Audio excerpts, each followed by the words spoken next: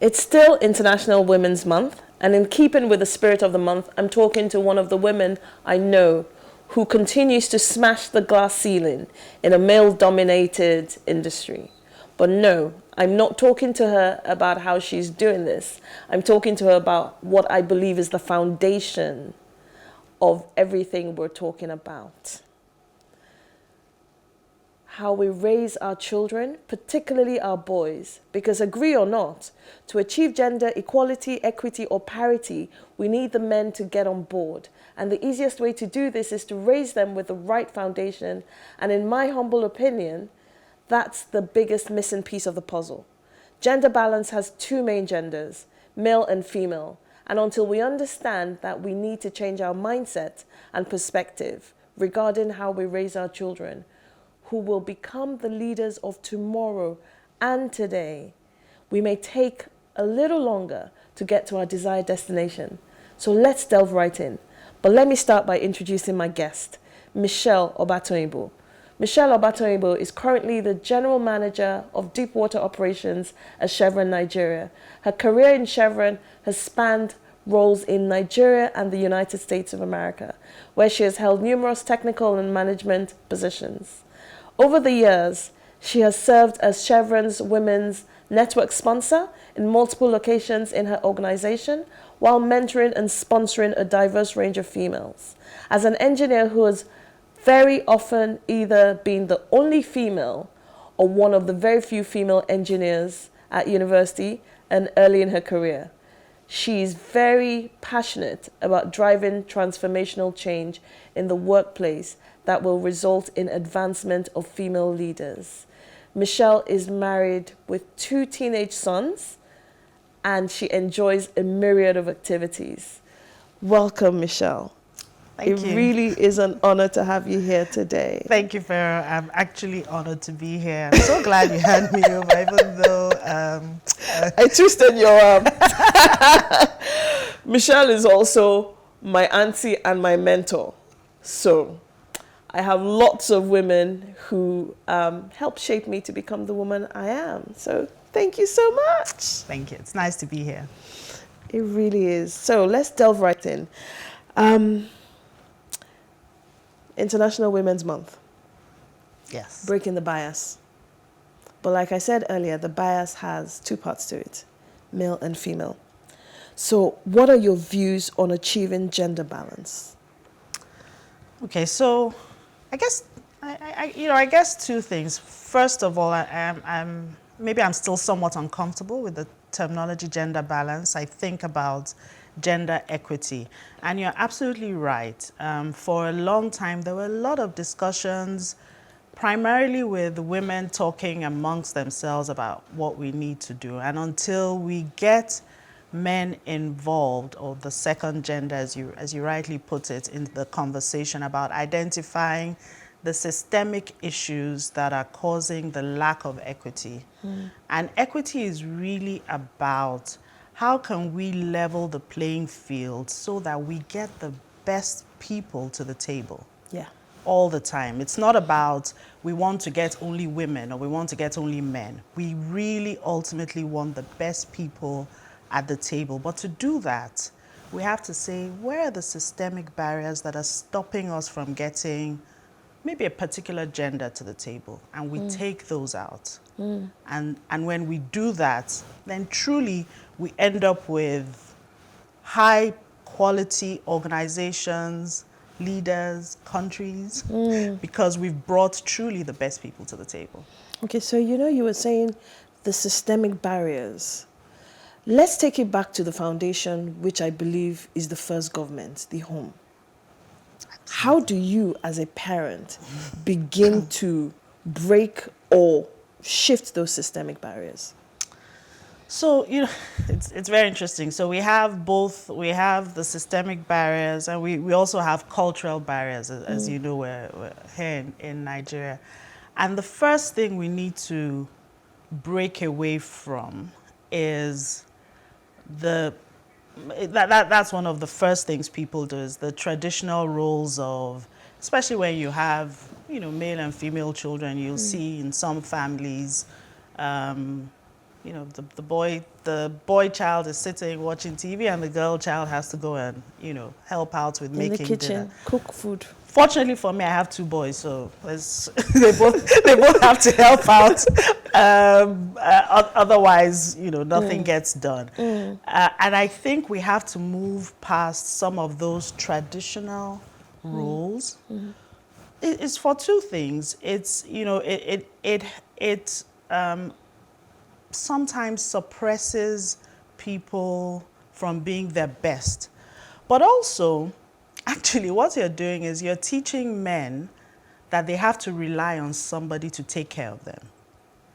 So the same way that in some cases women have ceded over their financial freedom to men, men have ceded over their caretaking to women. That is so true. And so what ends up happening is you have men who can't take care of themselves. And, you know, and what good is that to anybody? That is so, so true. And so ultimately, when we think about raising children, let's think about this. We are raising future parents, friends, co-workers, CEOs, presidents, hopefully.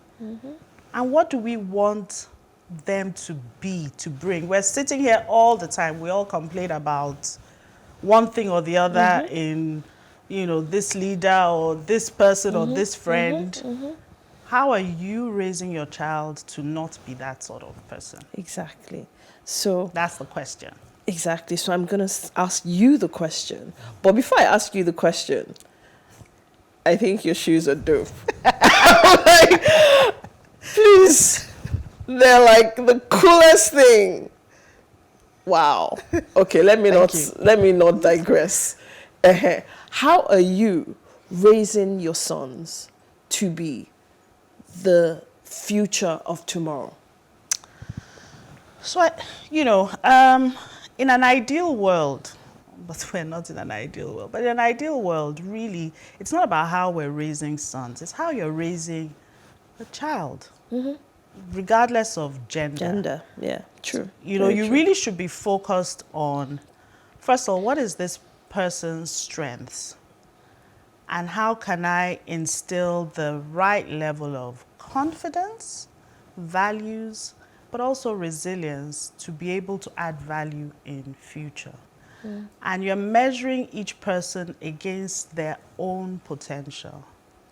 So, you know, I think a lot of times we tend to try and raise people. We're thinking about you know, somebody else's child did this, or I did this, or XYZ did that. No, think about what they will excel at, and give them the confidence to be able to achieve it. Very true. Very, very true. And how do you then ensure that they're advocates for, because I'm going to take it back to men and women. There is still a disparity and we still have a long way to go.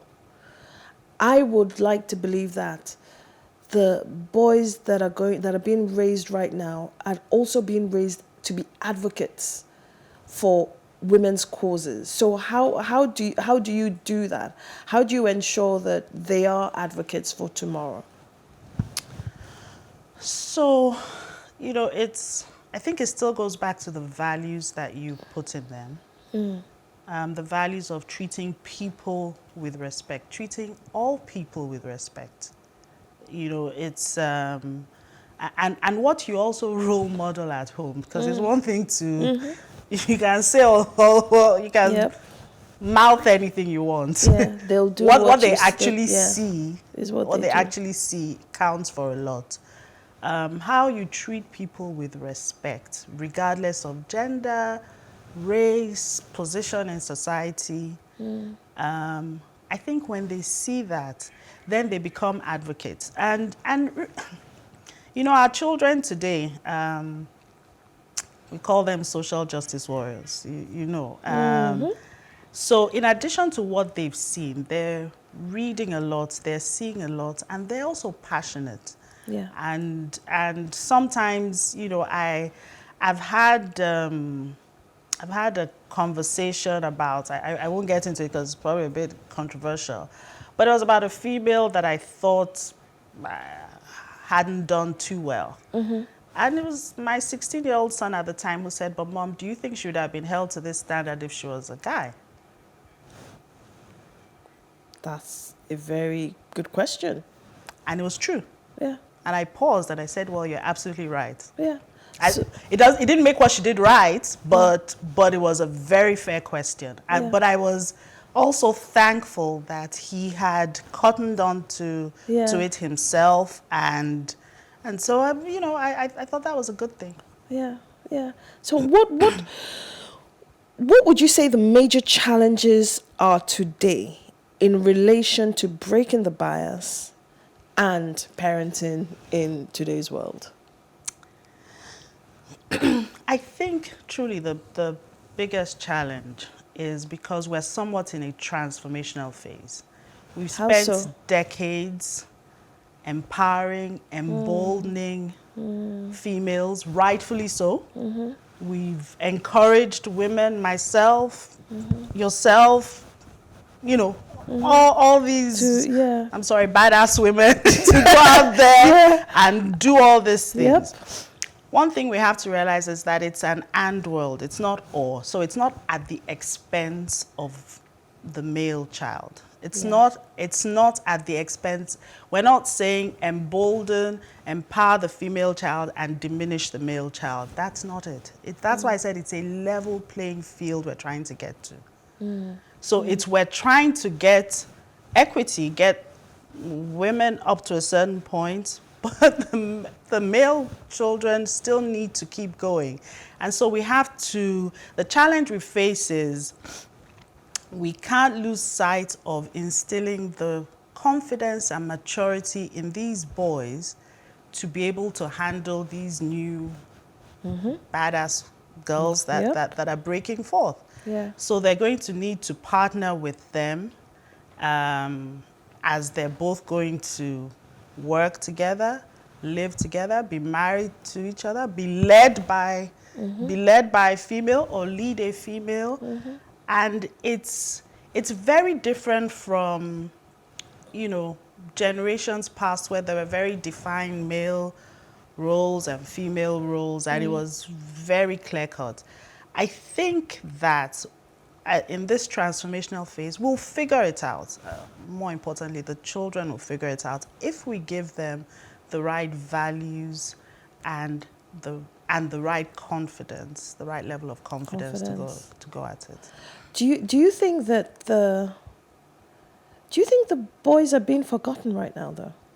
I hope not. I hope not. I mean, I hope perhaps, in these larger societies, sometimes when there is a problem, you focus on the gap. So it's sort of like with racism. You focus on trying to close that gap. If you have a hole in your house, an open door in your house, you're closing that door, but you're not therefore not watching the other doors.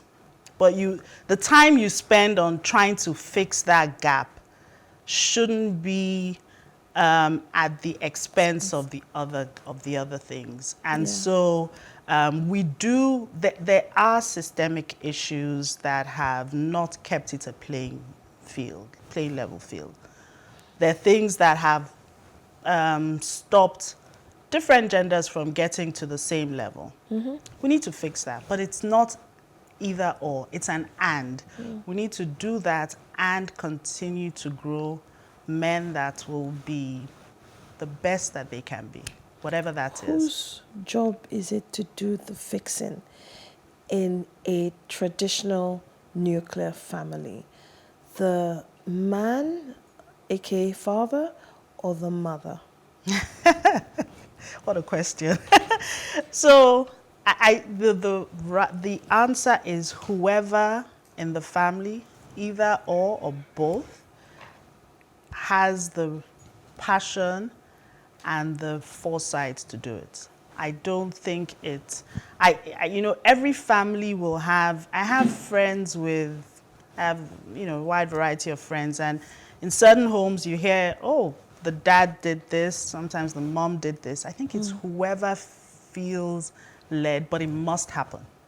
So, if it's whoever feels led, what if the mother is the person that feels led and the father doesn't feel led? But you say that children, particularly boy children, need male role models. I, you know, I think we think about some of these things as like lecture theaters, and then it's not really that when you're raising a child. It's in conversations. Sometimes it's in conversations with the children where you're gently instilling things. Sometimes it's in conversations with your spouse where you're bringing forth something that could role model. So I know a lot of it generally falls on women, but I don't think that it should always fall on women. So then what would you then say to the men in terms of the role they need to play? You know, I think, so I talked about it being transformational right now. Yes. I think for some of the older men right now, they're even more in a state of confusion, right? They probably grew up with fathers who had never been into the kitchen. Probably most of them. And so they're also, you know, Figuring it out themselves. Yeah. But it doesn't mean that, but a lot of them are truly supportive. I mean, you know, Yeah. you know my husband. Yes, I do. A lot of them are supportive, Yes. and can therefore show the male children that you can be masculine and still support a woman, and it doesn't take away from your masculinity.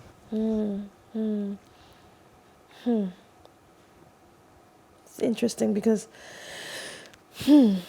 okay, so if you were to give a speech to young mothers, yeah, what 3 pieces of advice would you give them in finding the balance between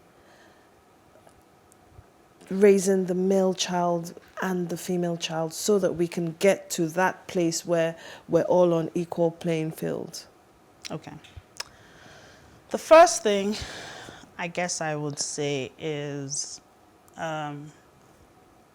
know your children and enjoy your children. And the reason I say that is before you can start shaping somebody, you need to know them, which is why I talked about you have to know how you're going to shape them. Yeah. And then secondly, it's about, I think we can all think about people we know that we've interacted with as co-workers, friends, whatever, who are truly obnoxious. And we can say, how do I want this child that I'm bringing up to not be like that person? That's actually an easier way of looking at it. It's, you know, just that's, you know, and there's certain things you will see and you say, you are not going to be like, this thing, this thing, we will get it out of you so that you don't end up being like those, whatever the trait is. And lastly, I will still take it back to the mother and say, take time out for yourself. Take care of yourself. If you don't take care of yourself, you don't have the wherewithal to be able to take care of and fix the world. There's so many demands on women and men too, but what you asked me about mothers. There's so many demands, you know, mother, wife, homekeeper, business owner, worker, friend, daughter, everything. And the one role we typically forget is self-lover. Love yourself, take care of yourself. Love yourself, take care of yourself. So the first thing was know your child. The second thing is have an example at the back of your mind of what you don't want. And instill the And instill the values values that are needed to get them to get there. And 3, you as the mother, be a lover of self so that you can give more of yourself. Yes.